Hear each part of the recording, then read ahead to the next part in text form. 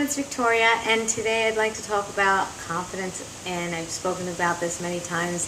I want to talk more about ego, and is it a good thing, or is it something that we should just keep suppressing and stop getting so, egotistical and let it get in our way? I've always talked about balance, and I always thought that from my observations, I like to look at things from far and make believe I'm actually on a hot air balloon and looking down at me, because I want to be objective. I don't want to take things personally, but I want to see why people take things personally. I want to see why and how I can improve, and that's how I do it. I actually realized today somebody paid me a really big compliment. It wasn't a fluff compliment. It was actually from my husband's grandmother. She's 93. She's approaching 93, and she told me something that really I resonated with. It was a compliment. It was about my integrity, and it was about things that I actually stand for and things that I have worked at all my life, and noticed that when she recognized it. And it wasn't so much that I was happy and really touched that she recognized because it was me, but because I'm with myself. And here's where it gets really enlightening. Because I realize I'm with myself 24 hours, 7 days a week, I recognize that I really do like that person. I really recognize that that person has been with me for so long. That person I recognize because it's familiar. And that's not so much ego. That's more like I am giving homage to somebody and credit to somebody that really I recognize and that really deserves it.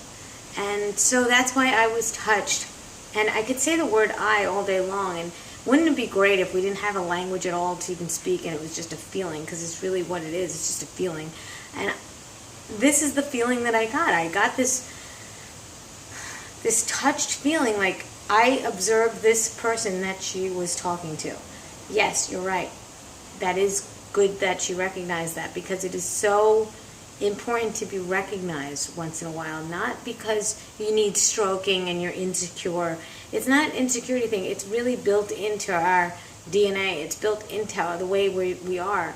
Ego makes us stronger. Ego makes us get out of our houses. Ego makes us think and do more and be a better person. Because without ego, you wouldn't really have any type of reputation to uphold. You wouldn't have any standards. There would be no bar to set, because there was no ego. So is there too much ego? Absolutely. Just like there's too much of one thing that's good. Too much water can kill you, but you can't live without it. So you can't live without ego. Ego makes you get to where you are. Every creature has it.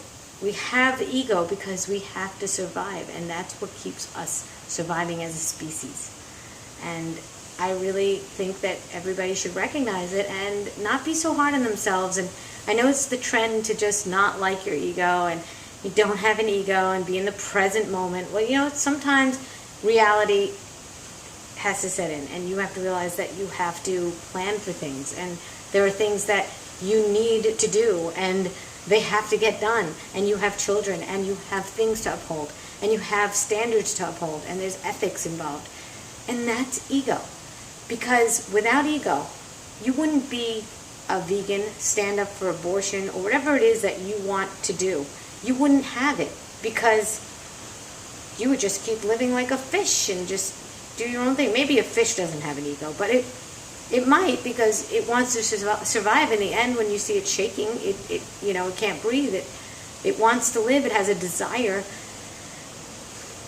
It has a desire to live. There was a movie scene in what was it called? Minority Report, with Tom Cruise. Years ago, this movie was made, and he was in a greenhouse. Tom Cruise's character was in a greenhouse with an older woman, and she was talking about how people and plants alike like to survive. Every creature wants to survive. And the plant, when she was holding it slapped her, and she got hurt from it. But it was out of love. But it was still, the plant could love her. The animal that you have could love you, but they could attack if they're on the defense and you're on the offense. So you understand how this works? I don't know. This was something that just came to me. I recognized it. I sat from afar and watched my husband's grandmother compliment or really give homage or credibility or recognize something that somebody did, not necessarily me. And I liked it. And I liked seeing it because I agreed with her. If I didn't feel worthy, and that's where it comes in also, if you don't feel worthy, you're not going to feel that compliment. You're not going to get recognition. You're not going to recognize the recognition. You just be like, oh no, you don't believe it yourself. That's why I strongly say to believe in yourself, because if you believe in yourself, you'll truly absorb a compliment. But don't take it like it's all yours, because you were given gifts for a reason, and they're not just yours. So there's ego, but it plays a part, and it has to be balanced with other things like grateful, gratitude. It's not all yours. You didn't just get it just because you're special. So I hope this helped you in some way. This was just something that came to me. Take care, everyone. Bye.